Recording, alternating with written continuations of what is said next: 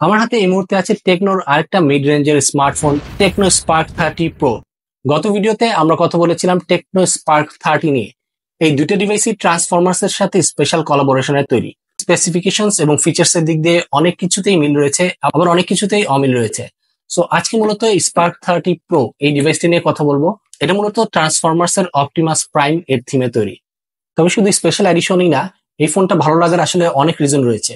Special edition এবং impressive ডিজাইনের পাশাপাশি বেশ পাওয়ারফুল একটা প্রসেসর দেওয়া হয়েছে, যেটা কিনা মূলত গেমিং এর দিকে ফোকাস করে তৈরি। এর যে ডিসপ্লে, আমি বলবো এই প্রাইস রেঞ্জে it's best in class. So আর কথা না বাড়িয়ে চলুন দেখি বক্সের ভেতরে কি আছে এবং তারপর শুরু করছি মূল রিভিউ। সো এই হচ্ছে টেকনো স্পার্ক 30 প্রো এর বক্স, যেটা কিনা ট্রান্সফরমার্স এর অপটিমাস প্রাইমের থিমে করা। এর আনবক্সিং এক্সপিরিয়েন্সটা খুবই ইউনিক হতে যাচ্ছে। বক্স খুললেই আমরা পাচ্ছি একটা ওয়ারেন্টি কার্ড, যেটা 13 মাসের ওয়ারেন্টি দেওয়া হয়েছে। ভেতরে আমরা পাচ্ছি হার্ড শেল একটা প্লাস্টিক কেস, এটাও ট্রান্সফরমার্স থিমেই তৈরি করা। এটা হচ্ছে আমাদের হ্যান্ডসেট, কিন্তু এটা একটু পরে ওপেন করব। তার আগে দেখে নিই বক্সের ভেতর আর কি কি আছে। ভেতরে আর আছে 33 ওয়াটের একটা চার্জিং ব্রিক এবং type A to type C cable. So এবার ওপেন করব Optimus Prime special edition phone.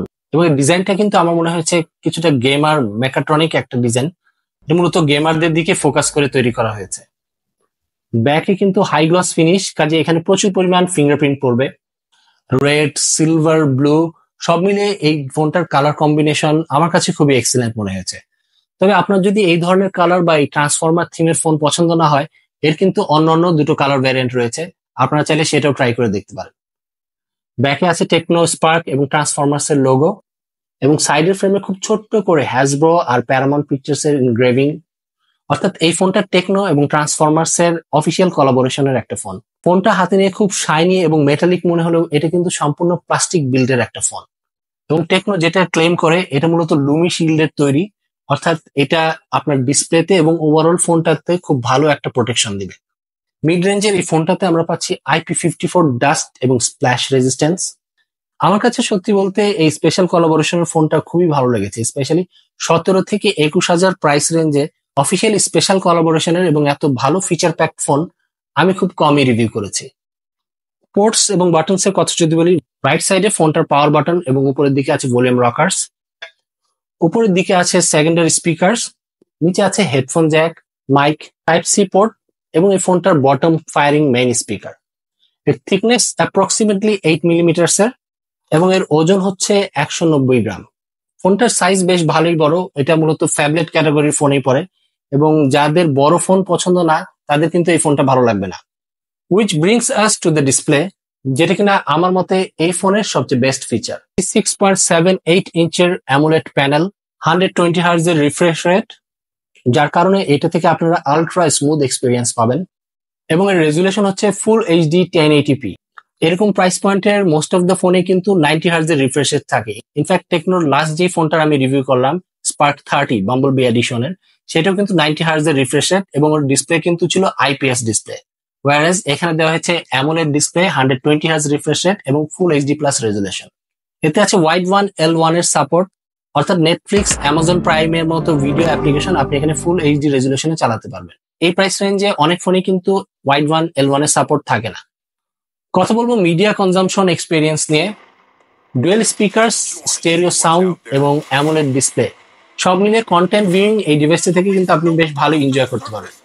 তবে যদিও এর প্যাকেজিং এ মেনশন করা হয়েছে দুটো স্পিকার থেকে ইকুয়ালি সাউন্ড আসবে, তবে আমার কাছে মনে হচ্ছে উপরের স্পিকারের তুলনায় নিচের স্পিকারে একটু লাউড সাউন্ড আসে। তবে এর ওভারঅল সাউন্ডের কোয়ালিটি আমার কাছে ঠিকই মনে হয়েছে। লাউড ভলিউমে ক্লিয়ার সাউন্ড পাওয়া যায় এবং বেইজও বেশ ভালোই পাওয়া যায় এটাতে। তবে খুব বেশি ভলিউমে এটা প্লে করলে এর যে ব্যাক আছে সেটা কিন্তু একটু ভাইব্রেট করে, তবে এটা আমার মনে হয় না তেমন কোনো প্রবলেম। এবং আপনি যদি এই কেসটা ব্যবহার করেন তাহলে এই ভাইব্রেশন ফিল করতে পারবেন না। এবং 20,000 প্রাইস পয়েন্টের একটা ফোনের স্পিকার হিসাবে এর স্পিকার কোয়ালিটি আমার কাছে বেশ ভালোই লেগেছে, এবং একটা মিডিয়া কনজাম্পশন ডিভাইস হিসাবে এটাকে চোখ বন্ধ করে রেকমেন্ড করা যায়। সো গেমিং এর কথা বলতে গেলে এর চিপসেট নিয়ে কথা বলতে হবে। প্রসেসর এতে দেওয়া হয়েছে মিডিয়াটেক হেলিও G100, এটা মূলত 6 ন্যানোমিটারের একটা চিপ। এই প্রসেসরটা নিয়ে আমি শিওর আপনাদের অনেকেরই ধারণা আছে, এর আগেও অনেক ফোনে এটা দেওয়া হয়েছে। G99 এবং G100 এই দুটোর পারফরমেন্সে কিন্তু খুব একটা পার্থক্য নেই, যদিও অনেক মোবাইল কোম্পানি এটাকে খুব বড় করে ফোকাস করছে, কিন্তু এই দুটো পার্থক্য আসলে 19-20 বা তারও কম। তবে 21,000 প্রাইস পয়েন্টে এরকম একটা প্রসেসর দেওয়ার জন্য টেকনোকে অসংখ্য ধন্যবাদ। ইভেন ক্যাজুয়াল গেমার্স আর সেমি সিরিয়াস গেমার্সরাও এই ফোনটার গেমিং এক্সপিরিয়েন্স বেশ ভালোই এনজয় করতে পারবে। পাবজি গেমটা এই ফোনটাতে এইচডি গ্রাফিক্স আর 40 FPS এ খুব স্মুথলি রান করতে পারবেন। কল অফ ডিউটি মোবাইলও এই ফোনটাতে বেশ ভালোই স্মুথ রান করে। অর্থাৎ মিড রেঞ্জের গেমার যারা আছেন তারা এই ফোনটা চালিয়ে বেশ ভালো এনজয় করতে পারবেন।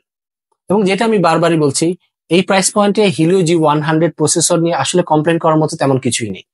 এবং বাংলাদেশের মার্কেটে এর একটা ভ্যারিয়েন্টই এসেছে 8GB র্যাম এবং 128GB স্টোরেজের। তো বাই দ্য ওয়ে, এতে রয়েছে ডুয়াল সিমের সাপোর্ট এবং এর পাশাপাশি এতে ডেডিকেটেড একটা মেমোরি কার্ডের স্লট রয়েছে। কথা বলা যাক ব্যাটারি ব্যাকআপ এবং চার্জিং নিয়ে। ব্যাটারিতে আমরা পাচ্ছি 5000 mAh এর ব্যাটারি এবং সাথে আমরা পাচ্ছি 35 ওয়াটের একটা চার্জিং ব্রিক। এর পাশাপাশি এতে বাইপাস চার্জিং ফ্যাসিলিটিও রয়েছে, যেটা কিনা গেমাররা খুবই পছন্দ করে।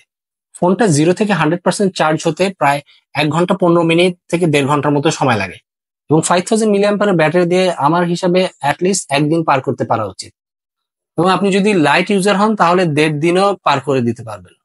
তবে 120 Hz এর ব্রাইট অ্যামোলেড ডিসপ্লে থাকার কারণে ব্যাটারি কনজাম্পশনটা একটু বেশি হয়, কাজে একদিনের বেশি এর চার্জিং ব্যাকআপ পাওয়াটা একটু স্ট্রেচ আমি বলবো। ইউজার ইন্টারফেস নিয়ে যদি বলি, টেকনো স্পার্ক 30 প্রোতে দেওয়া হয়েছে অ্যান্ড্রয়েড 14 পাওয়ার বাই iOS 14। এটা মূলত টেকনোর নিজস্ব কাস্টম স্কিন রয়েছে, কল রেকর্ডিং এর অপশন এবং এই হোল পাঞ্চ কাটআউটে টেকনো তাদের নিজস্ব একটা ডাইনামিক আইল্যান্ড তৈরি করার চেষ্টা করেছে, যেটা কিনা আমার কাছে আননেসেসারি মনে হয়েছে। Face unlock, phone calls, charging, media player সহ বিভিন্ন নোটিফিকেশন আপনারা এদের এই ডাইনামিক আইল্যান্ডে দেখতে পাবেন।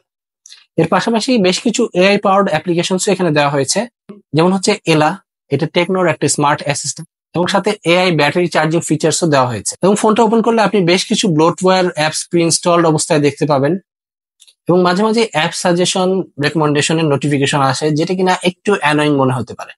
এবং এই ব্লোটওয়্যার অ্যাপস গুলো আপনি চাইলে আনস্টল করে আপনার এক্সপিরিয়েন্সটা আরেকটু বেটার করতে পারবেন। এই ধরনের মিড রেঞ্জ ফোনগুলো যেটা কিনা মূলত গেম সেন্ট্রিক, এদের ক্যামেরা কিন্তু খুব একটা ভালো হয় না, কাজে এটা থেকে ক্যামেরার এক্সপেকটেশন আমার খুব ভালো ছিল না। তবে ক্যামেরা আমি যেটা বলবো, টেকনো অ্যাটলিস্ট ট্রাই করেছে একটা বেটার এক্সপিরিয়েন্স দেওয়ার। ব্যাকে আমরা পাচ্ছি ডুয়াল ক্যামেরা সেটআপ, যেটা কিনা 108 মেগাপিক্সেলের ক্যামেরা, সাথে ডেপথ এফেক্টের জন্য একটা অক্সিলারি লেন্স দেওয়া হয়েছে এবং লাস্টেরটা একটা ডামি ক্যামেরা, যেটা কিনা মূলত স্টাইল করার জন্য দেওয়া হয়েছে। ছবির কিছু স্যাম্পলস আমি দিয়ে দিচ্ছি, আপনারাই ডিসাইড করেন এর ছবির কোয়ালিটি কেমন। অবজেক্ট বেশ ভালোভাবে ফোকাস হচ্ছিল। এর পাশাপাশি পোর্ট্রেট মোডেও ডাইনামিক রেঞ্জ, এইচ ডিটেকশন এই প্রাইস রেঞ্জের একটা ফোনের ক্যামেরা হিসাবে বেশ ভালোই ছিল। ব্যাকের ক্যামেরা দিয়ে ম্যাক্সিমাম আপনারা 1440p 30 fps এ ভিডিও শুট করতে পারবেন। ক্যামেরাতে যেহেতু ওআইএস বা ইআইএস নেই, কাজেই ভিডিও করতে গেলে ভিডিওগুলো বেশ শেকি আসে। তবে বাজেট রেঞ্জের অফিসিয়াল ফোনে আসলে ওআইএস বা ইআইএস থাকেও না। ফ্রন্টে দেওয়া হয়েছে 13 মেগাপিক্সেলের সেলফি ক্যামেরা। 13 মেগাপিক্সেলের সেলফি ক্যামেরা দিয়ে খুব একটা ভালো ছবি আসে না এবং এটা দিয়ে আমার এক্সপেকটেশনও তেমন কিছু ছিল না। সো গাইজ, আমার মতে এই ফোনটা লোয়ার মিড রেঞ্জের একটা ডিভাইস হিসাবে খুবই ইন্টারেস্টিং একটা ডিভাইস। যারা ট্রান্সফরমার্স ফ্যান আছে, আমি শিওর তাদের এই ট্রান্সফরমার্স থিমের লুকটা খুবই ভালো লাগবে। কিন্তু ডিজাইনের কথা বাদ দিয়েও এর 120 Hz refresh rate, AMOLED panel এবং ফুল এইচডি প্লাস রেজুলেশনের পাশাপাশি এর পাওয়ারফুল প্রসেসর, সব মিলিয়ে এই ডিভাইসটা আমার কাছে বেশ ভালোই মনে হয়েছে। এবং Helio G100 এর পারফরমেন্সও কিন্তু আমার কাছে খারাপ লাগেনি। এবং এই সব ফিচার্স আমরা পাচ্ছি 21,000 প্রাইস পয়েন্টের একটা ফোনে। ওভারঅল আমার কাছে মনে হয় এই প্রাইস পয়েন্টের স্পেশাল এডিশনের একটা ফোন হিসেবে ফোনটা খুব একটা খারাপ না। আশা করি আপনাদেরও ভালো লাগবে। তবে এই ফোনটা সম্পর্কে আপনাদের অপিনিয়ন কমেন্ট বক্সে জানাতে ভুলবেন না। তো Tecno Spark 30 pro Transformers Optimus প্রাইমের স্পেশাল এডিশন নিয়ে এই ছিল আমার রিভিউ। ভিডিওটা ভালো লাগলে অবশ্যই লাইক এবং শেয়ার করবেন। চ্যানেলটিতে নতুন হয়ে থাকলে প্লিজ ডু সাবস্ক্রাইব। ইউটিউবের পাশাপাশি ফেসবুক পেজেও লাইক এবং ফলো দিতে ভুলবেন না। সো আজকের মতো বিদায় নিচ্ছি, দেখা হবে নেক্সট কোনো ভিডিওতে। সবাই ভালো থাকবেন, সুস্থ থাকবেন।